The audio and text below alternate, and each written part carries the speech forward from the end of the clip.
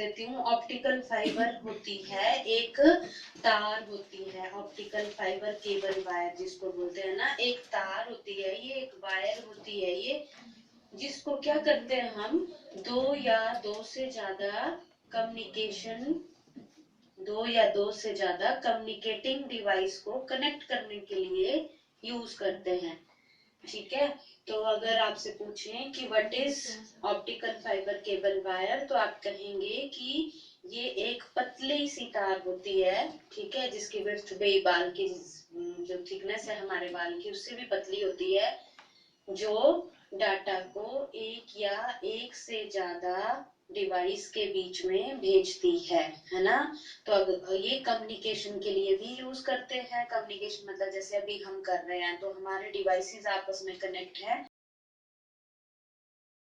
उसको स्प्लाइसर बोलते हैं। जिस इंस्ट्रूमेंट से हम जोड़ते हैं उसको स्प्लाइसर बोलते हैं।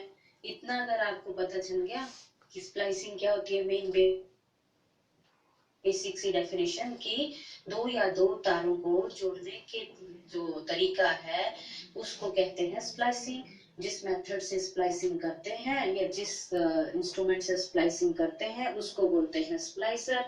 ठीक है, और ये स्प्लाइसिंग की नीड पड़ती क्यों है, मैं आपको ये बताऊंगी कि स्प्लाइसिंग की जरूरत क्यों पड़ी, क्यों करना पड़ता है भाई, आपको दो तारों को जोड़ना पड़ता है ऑप्टिकल फाइबर की।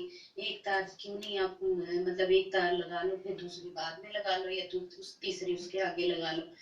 तो देखो मैं आपको बेसिक सी चीज बताती हूँ कि एक तो ना शुरू में जब कनेक्शन बनाने होते हैं ना, जैसे मेरे फोन को तुम्हारे फोन से जोड़ना है, तुम्हारे फोन को दिल्ली के फोन से जोड़ना है, दिल्ली वालों के फोन को ऑस्ट्रेलिया के फोन से जोड़ना है, तो ये एक टफ प्रोसेस होता है इनिशियल शुरू में। जैसे घर बना देते हैं ना हम, तो शुरू में घर बनाने में बहुत टाइम लगता है, पैसा भी बहुत लगता है ना।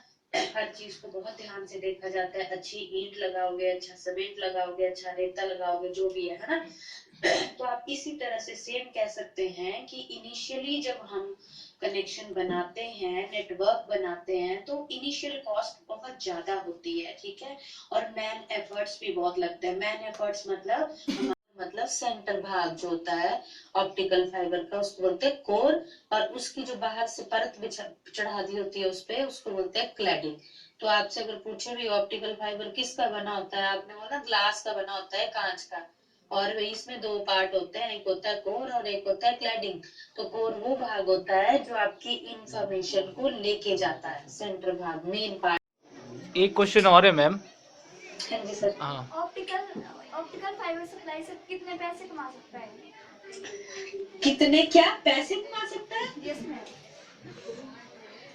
पैसे किस फॉर्म में कमाने हैं ये आप? बोल रही है ना मैम कि जो स्प्लाइसर होता है वो कितनी सैलरी अर्न कर सकता है, मतलब अगर इनका जॉब रोल है ना, अगर जॉब लग जाती है स्प्लाइसिंग स्प्लाइसर के लिए, अच्छा हाँ, तो कितना अर्न कर सकता है वो, कुछ अच्छा, आइडिया देखो है? ना इसमें तो अलग अलग है ना, आप मतलब आपका जो व्यू है जॉब रोल में, कि आपने सिंपल आप क्या चाह रहे हैं कि आपने स्प्लाइसिंग ही करनी है। देखो ना वो तो डिमांड पे डिपेंड करता है कि आप जब अब आप खुद देखो कि जब आपने कनेक्शन, जैसे अब एक ठेकेदार है उसको ठेका मिल गया एक जगह का ना, उसको एक पर्टिकुलर एरिया का मिल गया, तो उसको वो स्प्लाइसिंग करनी है वहां पे। बाकी अगर आप जॉब्स को उसमें में सोच रहे हैं तो अच्छा है, टेलीकम्युनिकेशन एक वास्ट चीज है, वास्ट है। इसमें आप अगर जॉब प्रोफाइल के लिए सोच रहे हैं भाई जॉब के लिए करना है, तो अब ये ना एक तरह का बिजनेस है, बिजनेस पॉइंट ऑफ व्यू से सोच सकते हैं आप। अब एक तार जनरली मैं आपको एक ऑप्टिकल फाइबर की बात करूं तो बहुत कॉस्टली होती है ना, तो इसकी जो कॉस्ट प्राइस होता है वो बहुत ज्यादा होता है। अब इसमें स्प्लाइसिंग जब तुमने करनी है, एज अ स्प्लाइसर काम कर, मतलब स्प्लाइसिंग करने के लिए इसको यूज करना है, तो भी होगा आपको, अगर वहां पे कराई होगी फ्यूजन और ये मैकेनिकल स्प्लाइसिंग, जोड़ना दिखाया होगा तारों को ना, कभी तुम इंडस्ट्रियल विजिट में गए होंगे तो तुमने देखी भी होगी ये चीज वहां पे, है ना, स्प्लाइसिंग क्या होती है। बाकी जब हम स्प्लाइसिंग करते हैं ना, अब आपको पता होना चाहिए कि इसके कुछ रूल्स होते हैं। रूल मतलब ऐसे ही थोड़ी हम तार को काटा और कटर के थ्रू, एक प्लायर होता है इसके लिए ना, प्लास की तरह, कटर की तरह एक प्लायर होता है जिससे हम काटते हैं एक तार को ना, फिर उसको जोड़ते हैं दूसरी तार के साथ, दिखाया भी होगा तुम्हें काट के वहां पे टीचर्स ने, जहाँ पे भी तुम गए होंगे इंडस्ट्री विजिट के लिए।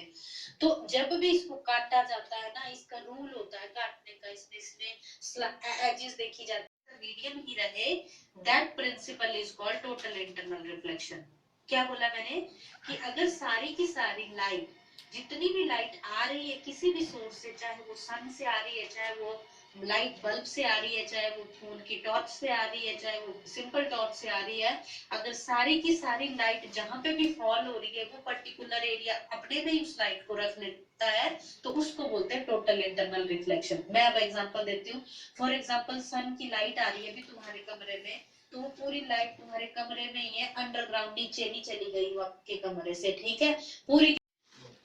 अच्छा चलो अब एक एक वेलोसिटी एक ऑफ लाइट क्वेश्चन, आपने बोला ना एक कि क्वेश्चन और है ऑप्टिकल मैम, फाइबर में लाइट की। एक हाँ जी, क्वेश्चन और था हाँ एक जी, स्टूडेंट का ना, एक स्टूडेंट का क्वेश्चन और है। हाँ जी सर, बोलो बोलो जी।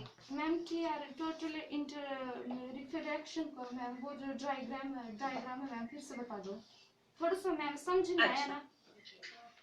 अच्छा ठीक है मैं बताती हूँ।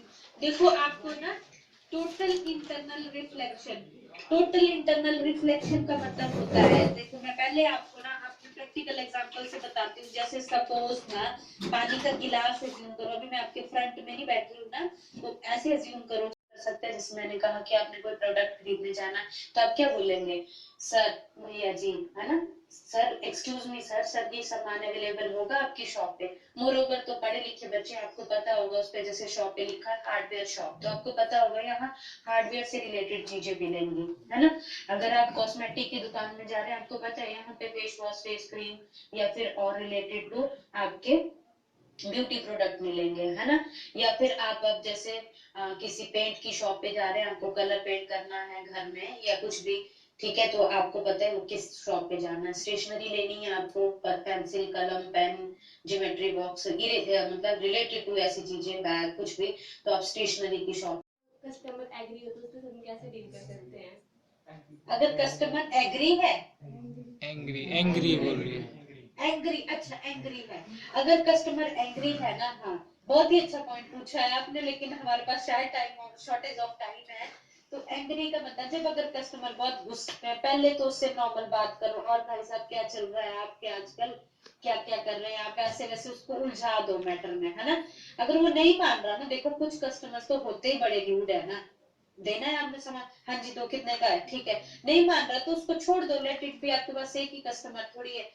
और देखो एक्सेप्शंस होती हैं, सारे कस्टमर आपके एग्रीड बिहेवियर वाले नहीं होते हैं, लेकिन फिर भी है, उसको कोशिश करो शांत स्वभाव, तुम एंग्री मत हो, ठीक है, आप फिर भी शांत रहो, आगे से गुस्से से बात कर रहा है, ठीक है, आप उसको फिर भी पोलाइटली आंसर करो, ठीक है सर कोई बात नहीं, आपको मेरा प्रोडक्ट नहीं पसंद आया, कोई बात नहीं, मैं इम्प्रूव करने की कोशिश करूंगा, बस।